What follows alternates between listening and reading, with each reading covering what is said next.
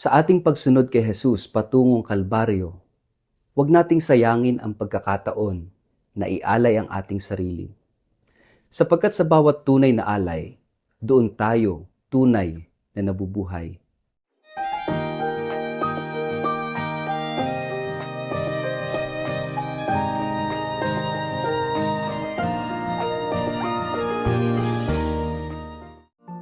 Ang mabuting balita ng Panginoon ayon kay San Juan.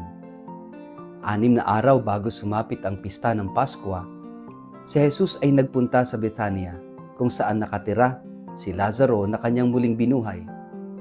Isang hapunan ang inihanda roon para sa kanya. Si Lazaro ay isa sa mga kasalo ni Jesus, samantalang si Marta naman ay tumutulong sa paglilingkod sa kanila. Kumuha naman si Maria ng isang bote ng mamahaling pabangong galing sa katas ng dalisay na nardo at ibinuhos sa mga paa ni Jesus. Pagkatapos pinunasan niya ang mga ito ng kanyang buhok at napuno ang buong bahay ng halimuyak ng pabango. Ito'y pinunan ni Judas Iscariote, ang alagad na magkakanulo sa kanya. Sinabi niya, bakit hindi na lamang ipinagbili ang pabango at ibinigay sa mga dukha ang pinagbilhan? Maaring umabot sa 300 salaping pilak ang halaga ng pabangong iyan. Sinabi iyon ni Judas, hindi dahil sa siya'y may malasakit sa mga dukha, kundi dahil sa siya'y magnanakaw. Siya ang tagapagdala ng kanilang salapi at madalas niyang kinukupitan ito. Ngunit sinabi ni Jesus, pabayaan ninyo siya. Hayaan ninyong ilaan niya ito para sa araw ng aking libing. Habang panahoy kasama ninyo ang mga dukha, ngunit ako'y hindi ninyo kasama habang panahon.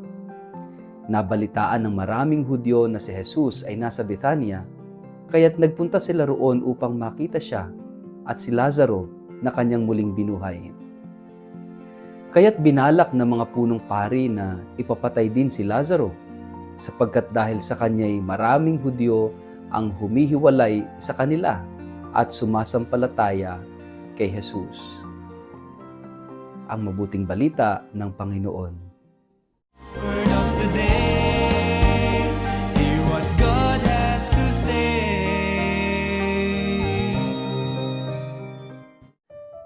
Mapagpalang araw po sa inyong lahat. Kumusta po kayo? Ang atin pong word of the day ay offering. Sa ating ibanghelyo, isinalaysay ang tagpong 6 na araw bago ang Paskwa. Si Jesus ay nasa Betania sa bahay ni Lazaro, ang binuhay niya mula sa kamatayan.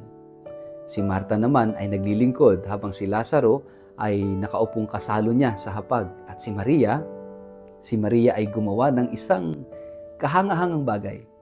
Kumuha siya ng mamahaling pabango, 200 denaryo ang halaga ng nardo at pinahiran ang mga paa ni Jesus. Pagkatapos, pinunasan niya ito gamit ang kanyang sariling buhok. 1 kilos ng tapat at mapagpakumbabang alay ng pagmamahal. Mga kapatid, hindi ito basta simpleng paglalagay lang ng pabango. Ito ay isang radikal na pagkilos ng pananalig at pag-ibig. Sa panahon nilang iyon, ang mga paa ang pinakamarumi sa katawan.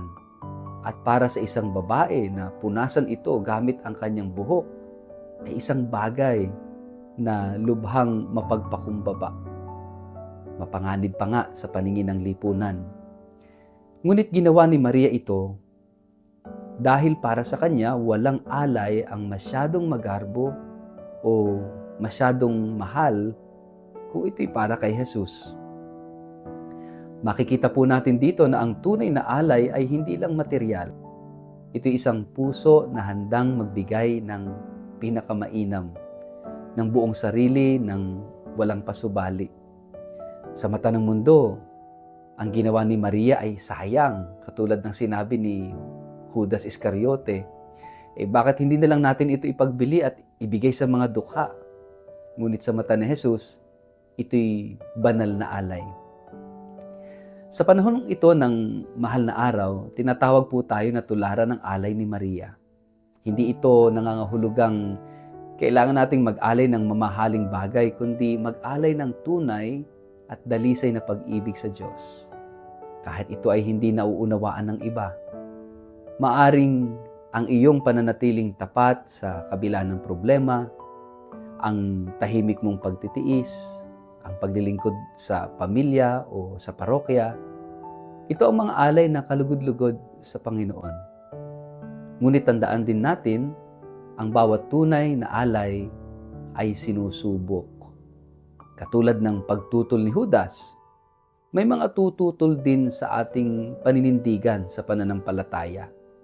May mga hindi makakaunawa sa ating pagsisimba, sa ating pag-aayuno, sa ating pagiging tapat sa Diyos. Ngunit huwag tayong panghinaan ng loob. Ang ating Diyos ay nakikita ang bawat alay ng ating puso. At higit sa lahat, ang ating alay ay hindi maihahambing sa alay ng Diyos para sa atin. Sa krus, si Jesus ay nag-aalay din. Nag-alay hindi lang ng pabango o mamahaling bagay, inialay niya ang kanyang mismong buhay para sa ating kaligtasan. Kaya bilang tugon, ang ating tanong ngayong Lunes Santo ay ito: ano ang kaya mong ialay sa Kanya? Mga kapatid, ang alay ay puso.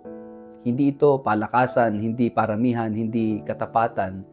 Kaya sa tuwing tayo ay nagdarasal, naglilingkod, nagpapatawad o nagsasakripisyo, tayo ay nag-aalay. Sa tuwing pinipili nating maging tapat sa gitna ng tukso o tumulong sa kapwa kahit mahirap, tayo ay sumusunod sa yapak ni Maria.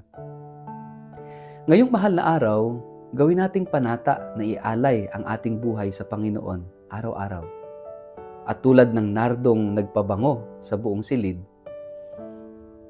naway ang ating buhay ay maging pabango ng pag-ibig at pananampalataya sa mundong nangangailangan ng pag-asa at liwanag. Sa ating pagsunod kay Jesus, patungo sa bundok ng Kalbaryo, huwag nating sayangin ang pagkakataon na ialay ang ating sarili. Sapagkat sa bawat tunay na alay, doon tayo tunay na nabubuhay. Samahan niyo po ako sa isang panalangin. Sa ngalan ng Ama, at ng Anak, at ng Espiritu Santo. Amen. Ama naming Diyos, tulungan mo po kami na makapag-alay ng totoo sa iyo. Hindi lang ng material na bagay, kundi higit sa lahat ay ng aming puso at ng aming buhay. Amen. Pagpalain po kayo at ingatan ng makapangyarihang Diyos, Ama at Anak at Espiritu Santo. Amen.